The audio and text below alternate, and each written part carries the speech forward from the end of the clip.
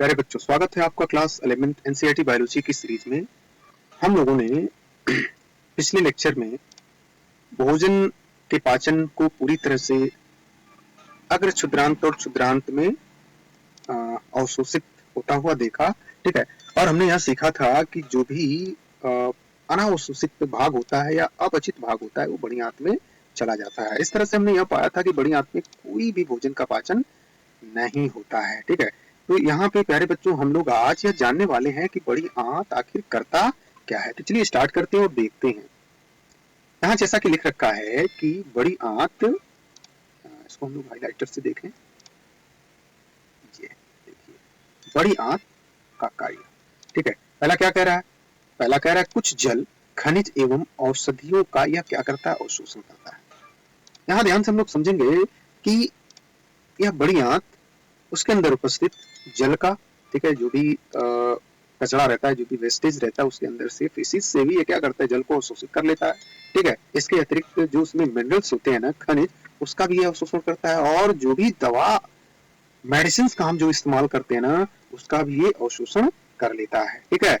अब यहाँ पे दूसरा क्या लिख रखा है? दूसरा कह रहा है कि श्लेष्म का स्राव जो अपचित उत्सर्जी पदार्थ कणों को चिपकाने और स्नेहक होने के कारण उनका बाह्य निकास आसान बनाता है। मतलब जो भी उसके अंदर वेस्ट पदार्थ होते हैं ना, उसको क्या करता है? उसको शरीर से बाहर निकालने के लिए एक तरह से एक ऐसे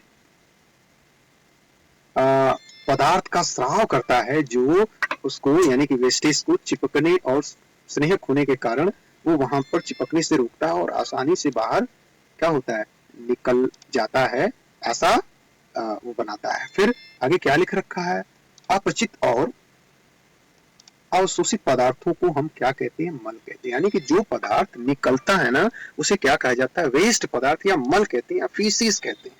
ठीक है ना, मल। ठीक है। जो अस्थायी रूप से मल त्यागने से पहले तक मलाशय में रहता है।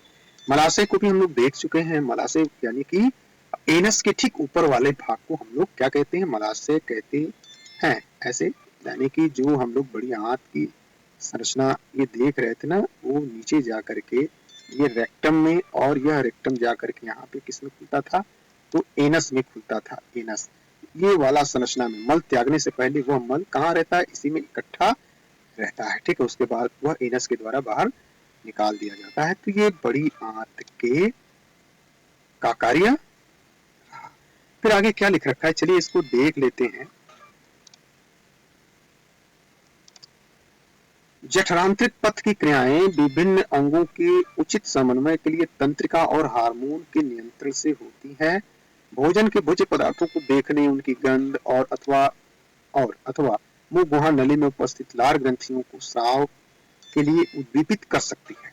ठीक है। ये सब सारी क्रियाएं इसके बीच में, मध्य में होती हैं। इसी प्रकार जठर और आंतरिक स्राव भी तंत्रिका संकेतों से उद्दीपित होता है। यानी कि ये जो भी सारी प्रक्रियाएं हो रही है ना, इसके बीच में, यानी कि भोजन का करना, उसको चबाना, चबा करके उसको रसायनों में ये सब मिलना। ठीक है। ये सारी प्रक्रियाएं ये तो होती रहती हैं और इनके पीछे कुछ ऐसे भी समन्वय होते हैं, ठीक है ना, जो उसको कोऑर्डिनेट करते हैं। ठीक है। और वह तंत्रिका तंत्र होते हैं और कुछ हार्मोन्स होते हैं। इसकी देखरेख में ये सारी चीजें होती रहती हैं। फिर क्या लिखा है? आहार नाल के विभिन्न भागों की पेशियों की सक्रियता भी स्थानीय एवं केंद्रीय तंत्रिका क्रियाओं द्वारा नियमित होती है। यानी कि जो भी एलिमेंट्री कैनाल के अंदर जो भी पेशियों की सक्रियता होती है, जो भी उसमें मूवमेंट होता है, ठीक है ना, वो केंद्रीय यानी कि सीएनएस द्वारा ही उसका नियंत्रण होता है। केंद्रीय तंत्रिका क्रियाओं द्वारा ही उसका भी नियंत्रण होता है। ठीक है।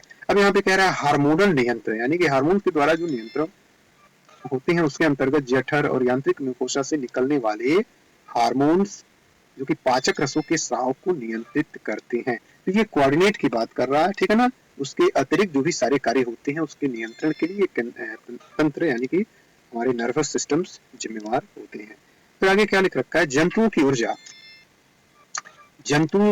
ऊर्जा आवश्यकताओं एवं भोजन में निहित ऊर्जा को उष्मीय ऊर्जा के रूप में व्यक्त किया जाता है। यानी कि प्यारे बच्चों, इसे थोड़ा सा हम लोग एक्स्ट्रा समझने का प्रयास करें। ये क्या कह रहा है कि जो भी जंतु होते हैं ना, उनके अंदर जो भी ऊर्जा की आवश्यकता होती है ना, एवं भोजन में निहित ऊर्जा, और जो हम भोजन करते हैं उसके अंदर जो निहित ऊर्जा होती है को उष्मीय ऊर्जा के रूप में उसे व्यक्त करते हैं, क्योंकि अंत में सभी प्रकार की ऊर्जा उष्मीय ऊर्जा में ही परिवर्तित होती है, इसलिए इन दोनों ऊर्जाओं को हम लोग उष्मीय ऊर्जा कहते हैं। और इसे प्रायः हम कैलोरी में अथवा जूल के रूप में मापते हैं, यानी कि उष्मीय ऊर्जा को हम किसमें मापेंगे तो कैलोरी में मापेंगे या जूल में मापेंगे, जो 1 ग्राम जल के ताप को 1 डिग्री सेंटीग्रेड गर्म करने की ऊर्जा की मात्रा होती है, क्या कैलोरी या जूल, क्योंकि यह ऊर्जा की अत्यल्प मात्रा है, माने बहुत ही छोटी मात्रा है, ठीक है। यानी कि जो भी हमें ऊर्जा प्राप्त होती है उसको किसमें मापेंगे, कैलोरी में मापेंगे, जूल में। अतः कार्य की वैज्ञानिक प्रायः किलो कैलोरी अथवा किलो जूल केजे इकाई के रूप में प्रयोग करते हैं, ठीक है। 1 किलो कैलोरी ऊर्जा की वह मात्रा है जिसकी आवश्यकता 1 किलोग्राम जल का ताप 1 डिग्री सेंटीग्रेड बढ़ाने के लिए होता है, ठीक है। इसको डेफिनेशन के रूप में भी हम लोग देख सकते हैं। 1 किलो कैलोरी हम किसे कहेंगे तो ऊर्जा की वो मात्रा होती है जो 1 किलोग्राम जल को 1 डिग्री सेंटीग्रेड ताप बढ़ाने के लिए जिम्मेदार है, ठीक है। पोषण